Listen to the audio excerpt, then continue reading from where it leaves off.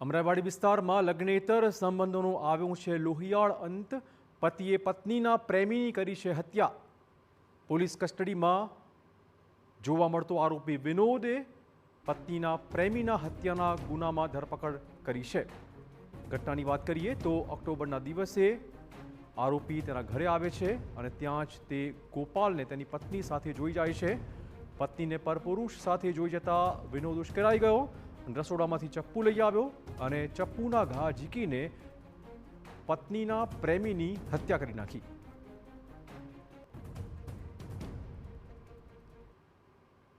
બપોરના સમયે જ્યારે આરોપી છે પોતે ઝોમેટોમાં ડિલિવરીનું કામ કરે છે એ દરમિયાન પોતે બહાર ગયેલો હતો. એ દરમિયાન એણે અચાનક ઘરે આવતા જે મરણ જનાર છે ગોપાલે પોતાના ઘરે પોતાની વાઈફ સાથે મળેલો આવ્યો હતો, જેના કારણે ઘરમાં જઈને અંદર બોલાચાલી થયેલી. ત્યારબાદ ઘરમાં જ પોતાના રસોડામાં જે ચપ્પુ હતું એ ચપ્પુ મરણ જનારને મારતા તેનું સ્થળ ઉપર જ મૃત્યુ નિપજેલું હતું. જે બાબતે મર્ડરનો ગુનો દાખલ કરવામાં આવેલો છે અને આરોપીની ધરપકડ કરવામાં આવેલી છે.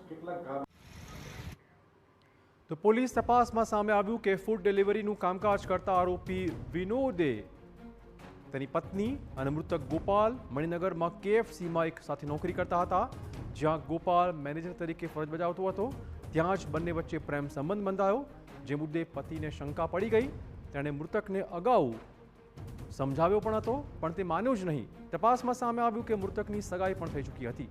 1 મહિના બાદ લગ્ન થવાના હતા, પરંતુ આડા સંબંધના કારણે તેણે જીવ ખોવાનો વારો આવ્યો છે.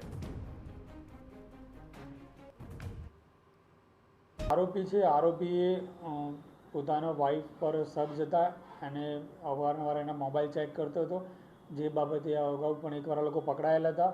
જેના કારણે થઈને આરોપીએ જે મરણ જનાર છે એને રૂબરૂમાં જઈને એકવાર સમજાવેલો હતો કે ભાઈ આ બાબતે તું અમારા લગ્ન જીવનમાં ડિસ્ટર્બ કરવા માટે ના પડ.